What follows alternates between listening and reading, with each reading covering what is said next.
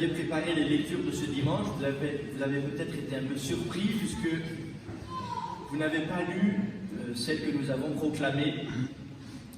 Nous lisons les lectures du cycle de l'année A alors que nous sommes dans l'année B, pour la simple raison que nous célébrons le scrutin de quelques-uns d'entre nous qui demandent le baptême. Ils sont 10. Alors il y a quelques absents aujourd'hui malheureusement. Il y en a une qui fait son scrutin à Saint-Raphaël et d'autres qui sont pris par leurs obligations professionnelles. Mais il y a quelques meilleurs qui sont là tout de même, avec leur écharpe violette au milieu de vous. Et tout à l'heure, je vais les appeler pour prier une prière d'exorcisme. Le scrutin, c'est un exorcisme que l'Église prononce sur les adultes qui demandent le baptême. Ils ont déjà été appelés par l'évêque il y a 15 jours à la cathédrale primatiale Saint-Jean. Ils étaient exactement 227 pour le diocèse de Lyon, plus de 5000 pour la France entière. Et c'est un peu la moisson dont parle Jésus. L'un sème, l'autre moissonne. Les catéchumènes, d'une certaine manière, on n'a rien fait pour semer quelque chose en eux.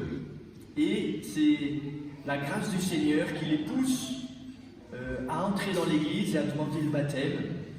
Et la paroisse que nous sommes, nous avons la joie de les moissonner. Bien que, tout en les moissonnant, nous semons le plus possible dans leur cœur la parole de Dieu, pour que la grâce qu'ils s'apprêtent à recevoir les vivifie pour cette vie et pour la vie éternelle, comme Jésus le dit à la Samaritaine. Je suis cette source d'eau vive, dit Jésus, qui jaillira en toi pour la vie éternelle. Alors, frères et sœurs, réjouissons-nous de ce scrutin que l'Église nous fait célébrer, de cette prière qui veut les fortifier. Ils n'auront pas la grâce de se confesser avant d'être baptisés, et pour cause, le baptême est le premier des sacrements, celui qui nous permet ensuite de vivre de la vie chrétienne, dont ce trésor de la confession.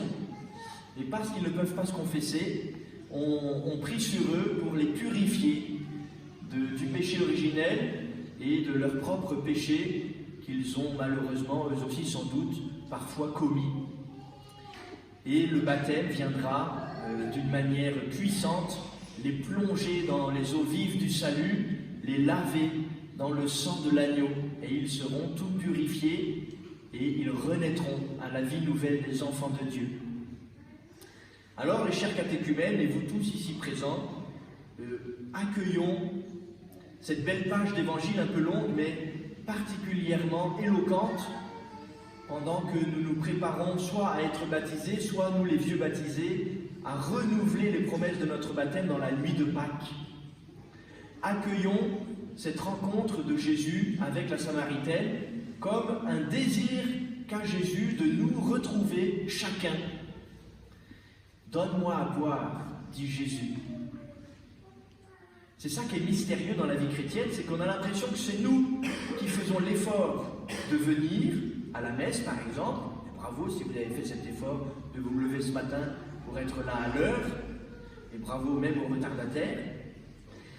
Nous avons toujours l'impression que c'est nous qui devons faire des efforts. Et d'ailleurs, le carême lui-même a commencé en nous faisant prier pour que nous soyons pleins de zèle pour l'entraînement spirituel qu'est le carême, à intensifier notre prière, à faire grandir notre générosité dans l'aumône et à nous faire pénitence pour nous détacher de tout ce qui nous entrave dans notre chemin de sainteté.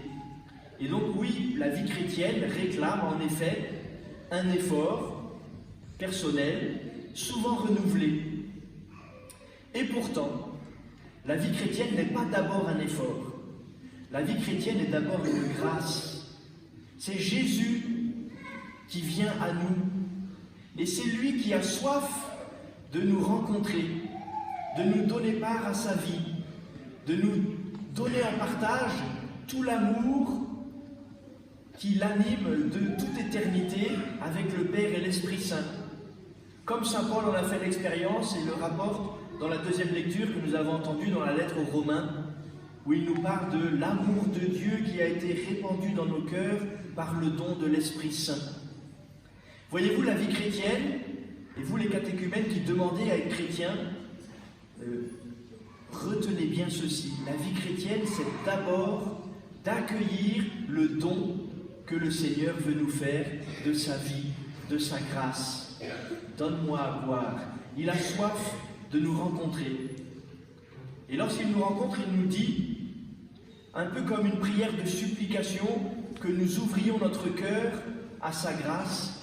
Mais si tu savais le don de Dieu, si tu savais le don de Dieu, voyez-vous, je crois que c'est cela qui doit nous animer.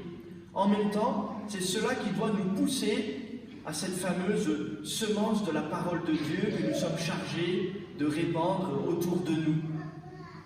Nous n'avons pas de vérité à asséner aux autres, mais simplement à leur faire connaître notre rencontre avec Jésus, comme la Samaritaine.